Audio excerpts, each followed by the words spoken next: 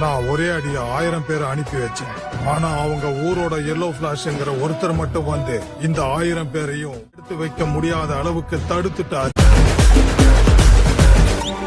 வரும்போதே தெரியணும் வர்ற சிங்கம் யாரு, ஊர் பார்த்து கொடுக்கணும் உனக்கு ஒரு பேரு. ராஜாதி ராஜன பொடிசு அறியாது, நான் செஞ்ச சம்பவம் தனி வரலாறு. கம்மிக்குள்ள என் வீட்டு கட்டருந்தா என் மோட்டே கிட்ட